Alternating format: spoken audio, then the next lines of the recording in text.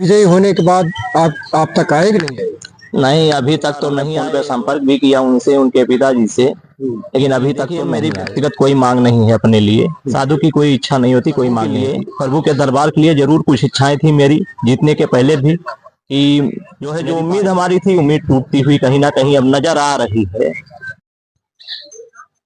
नमस्कार दोस्तों, India S TV में आप लोगों का बहुत बहुत स्वागत है। मित्रों, इस समय हम लोग मौजूद हैं मिल्कीपुर विधानसभा के श्रवण आश्रम पर। हमारे बीच मौजूद हैं बाबा कृष्णाचार्य जी, जिन्होंने बीते विधानसभा चुनाव में यहाँ से बीजेपी प्रत्याशी चंद्रभान पासवान को 15 दिन पहले ही विजयी घोषित कर दिया था। और बाबा जी ने यह भी बताया था कि ये 60,000 से अधिक मतों से जीतेंगे। चुनाव संपन्न हुआ, मतदान हुआ और चंद्रभान पासवान वास्तव में 60,000 से अधिक मतों से विजयी भी हुए, जिसको लेकर के पूरे क्षेत्र में चर्चा पर चर्चा का दौर चला। और उस दौरान बाबा ने काफ़ी सुर्खियां बटोरी। लेकिन अब चुनाव संपन्न हो गया और चंद्रभान पासवान विजय भी हासिल कर लिए और 2-3 महीना बीत भी गया।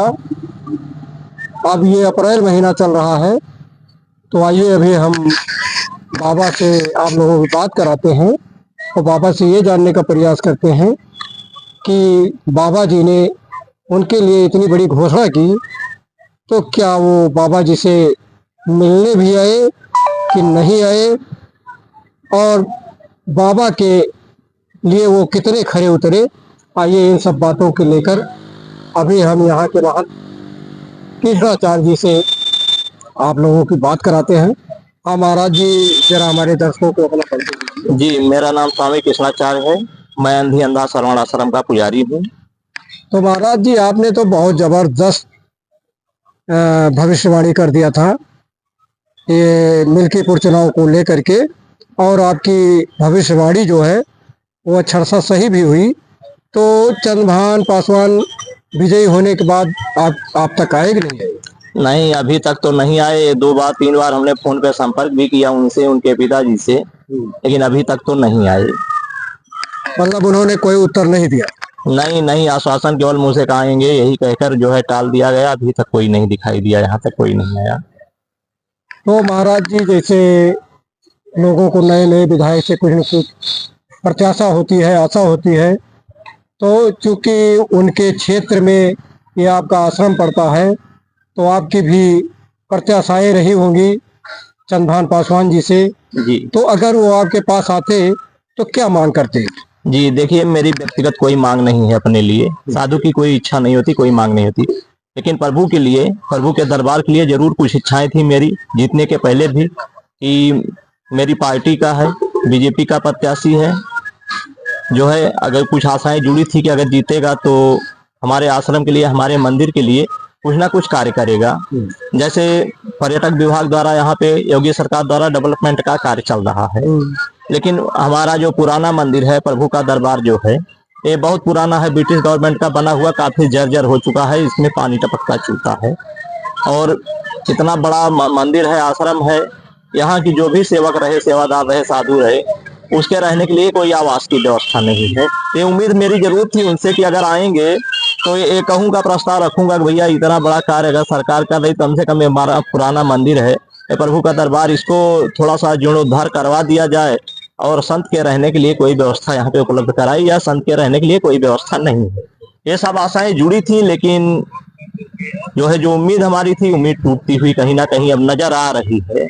लेकिन महाराज जी, क्षेत्र के लोग तो बताते हैं कि जब आपने भविष्यवाणी किया था, उसके बाद पिता पुत्र रोज आपके आश्रम पर आते थे और यहाँ दर्शन पूजन करते थे और आपसे भी मिलते थे। तो ऐसा क्या हो गया कि जीतने के बाद उन्होंने इस मंदिर से मुंह मोड़ लिया?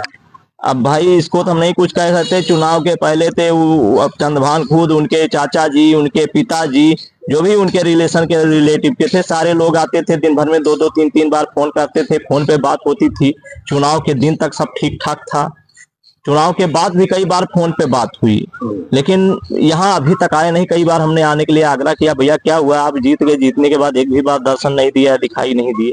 यही कहकर टाल देते हैं, कहूंगा महाराज जी कम से कम आश्रम पे आते तो उनको अपनी स्थिति दिखाते, अपना मंदिर दिखाते, जो हमारी डिमांड थी, जो हमारी मांग थी, जो वहाँ पे आवश्यकता थी, उनको बताते, उनको दिखाते, समझाते, भैया देखिए इस स्थिति में एक चीज की आवश्यकता है।